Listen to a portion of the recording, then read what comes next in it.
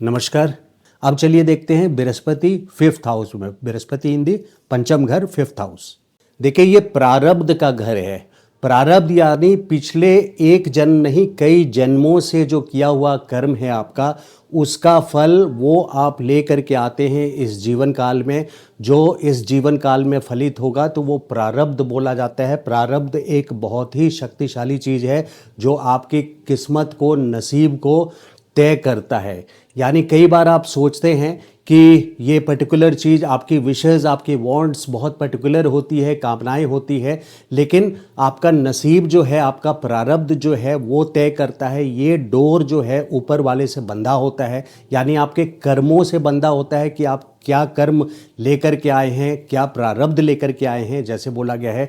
तो बृहस्पति अगर पंचम घर में रहते हैं तो देखिए, बृहस्पति ज्ञान के कारक हैं, ज्ञानवर्धक हैं।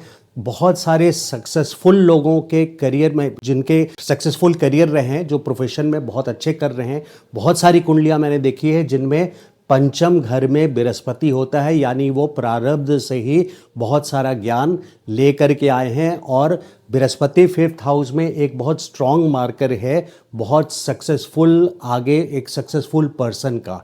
अब बृहस्पति के जगह मान लीजिए बृहस्पति पंचम भाव में, यहाँ पे बृहस्पति हटा करके अगर मैं कोई भी मेलेफिक ग्रह लगा देता हूँ, यानी राहु अगर यहाँ कर दिया तो, या शनि कर दिया, तो ये मेलेफिक ग्रह जो हैं ये इंसान को टेक्निकल लाइन में ले जाता है।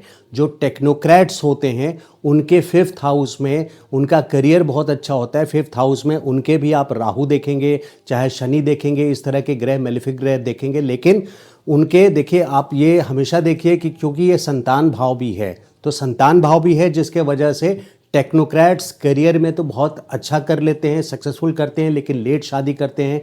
करियर बनाने के चक्कर में शादी उनकी काफ़ी लेट होती है और फिर संतान सुख में कमी आती है, यानी प्रोजनी में, चाइल्ड बेयरिंग में काफ़ी प्रॉब्लम्स आती है। टेक्नोक्रेट्स के कुंडलियों में बहुत सारे ये देखा हुआ है। तो खैर, अब आते हैं बृहस्पति फिफ्थ हाउस में, जहाँ ये एक सक्सेसफुल करियर देते हैं, ज्ञान से रिलेटेड बहुत सारे सक्सेसफुल डॉक्टर्स हो या अलग अलग फील्ड में जो लोग हैं, वो बृहस्पति फिफ्थ हाउस में देखते ही ये पता चल जाता है।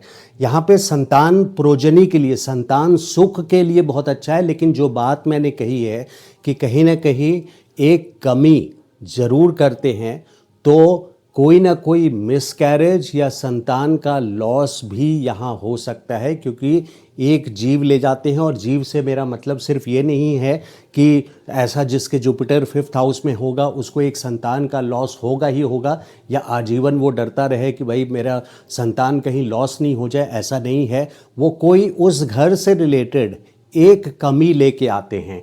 तो यहाँ पे देखिए, प्रारब्ध है, इसके अलावा गैम्बलिंग जैसी चीज़, क्योंकि सडन गेन जो होता है पंचम भाव से देखते हैं, अष्टम भाव से देखते हैं, तो सडन गेन के लिए गैम्बलिंग जैसे चीज़ में जुपिटर, बृहस्पति बहुत फेवर में नहीं रहता है। आप बृहस्पति को पंचम घर में देख करके लॉटरी का टिकट खरीदने लग जाएं, ये अनुकूल नहीं होगा, क्योंकि बृहस्पति ज्ञान से अर्जित पैसा कमाने को बोलता है, as an advisor, as a consultant. तो ज्ञान से जीवन में आगे बढ़ने को, गैम्बलिंग जैसी चीज़ों में बृहस्पति आपका साथ नहीं देगा। इस बात का ध्यान रखने वाली बात है। अब चूंकि बृहस्पति की दृष्टि नवम स्थान पे पड़ रही है, पांचवी दृष्टि, और लग्न पे भी पड़ रही है, जिसके वजह से ऐसे लोग देखिए कहीं ना कहीं इनकी स्टेबिलिटी, लाइफ में स्टेबिलिटी बहुत अच्छी रहती है। और इसके अलावा ये किसी न किसी गुरु को जरूर फॉलो करते हैं, यानी गुरु पूजा ये करते हैं, गुरु को फॉलोअर होते हैं, और इनके लाइफ में स्टेबिलिटी होती है, क्योंकि एसेंडेंट पे बृहस्पति की दृष्टि रहती है, जिसके वजह से ये हमेशा, इनको एक भाग्य पे दृष्टि भी है, जिसके वजह से एक नसीब का साथ इनके ऊपर बना रहता है। इनके जो ग्रैंड चिल्ड्रन होते हैं, क्योंकि फिफ्थ हाउस, फिफ्थ एस्पेक्ट जो है वो नवम भाव पर है, धर्म भाव पे है। एक तो वो धर्म पुण्य काम बहुत करते हैं, दान पुण्य का काम भी बहुत करते हैं, धर्म का काम भी बहुत करते हैं, और सक्सेसफुली करते हैं, क्योंकि बृहस्पति की दृष्टि नवम स्थान पे है। तो लग्न में हो या पंचम में हो या नवम में हो, ऐसे लोग जो धर्म का काम करते हैं वो धर्म का काम, यज्ञ वगैरह सक्सेसफुली करते हैं। ये बहुत इंपॉर्टेंट पार्ट है, क्योंकि अटेम्प्ट तो बहुत लोग करते हैं, लेकिन मान लीजिए किसी के नवम भाव में राहु हो, ऐसा व्यक्ति अगर यज्ञ करने की, होम हवन वगैरह करने की कोशिश करेगा तो उससे कोई ना कोई त्रुटि या अधूरापन रह जाएगा, कमी रह जाएगी, जिसके कारण उसको वो अनुचित फल नहीं मिलता है। लेकिन बृहस्पति का रोल पंचम भाव में, यहाँ पे पंचम भाव से नवम भाव में जो दृष्टि पड़ती है, उसके वजह से ये पूजा पाठ में अगर थर्सडेज़ को, वीरवार को, बृहस्पतिवार को ऐसे लोग कृष्ण के मंदिर जाएं खास करके, तो वहाँ पे या मंदिर अपने इष्ट देव के होते हुए जाएं बृहस्पतिवार को, तो उनको विशेष लाभ मिलता है। इसके अलावा नॉनवेज, ऐसे लोगों को व्यभिचार का व्यवहार सूट नहीं करता है, गलत कर्म सूट नहीं करता है, नॉन वेजिटेरियन सूट नहीं करता है।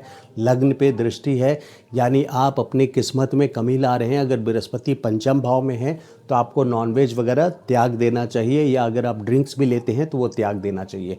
तो 5th हाउस में बृहस्पति के ये सारे कुछ हैं। अब देखिए, बृहस्पति कहीं भी मान लीजिए गोचर में बृहस्पति आपके पंचम भाव में गोचर में आ रहे हैं, तो और वहाँ जन्म का चंद्रमा है, तो यानी जन्म के चंद्रमा के ऊपर से बृहस्पति का जब भी ट्रांजिट होता है तो वेट गेन, यानी उस पर्टिकुलर 1 ईयर में इंसान का वेट गेन काफ़ी होता है, जिसके भी चंद्रमा, जन्म के चंद्रमा के ऊपर से बृहस्पति का होता है।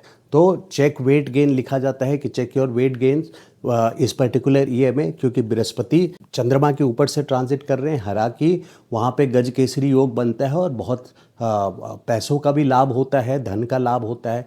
यहाँ से बृहस्पति सीधे सीधे 11वें स्थान पे, पंचम भाव में बृहस्पति सीधे दृष्टि इनकी 11वें स्थान पे है, तो धन की वृद्धि, यानी बहुत सक्सेसफुली ये लोग वेल्थ को बिल्ड करते हैं और बहुत अच्छा खासा वेल्थ बिल्ड कर लेते हैं। बृहस्पति में, जिनके पंचम भाव में बृहस्पति है, ऐसे लोग बहुत सारे जो ज्योतिष हैं उनके लिए भी ये बहुत अच्छी प्लेसमेंट है। या फिर आपके नवम भाव का बृहस्पति, लग्न का बृहस्पति, बहुत सारे ज्योतिष भी हैं, यानी ज्ञानी लोग जो हैं उनकी पोजीशंस त्रिकोण में, कुंडली में त्रिकोण में बृहस्पति की पोजीशन होती है।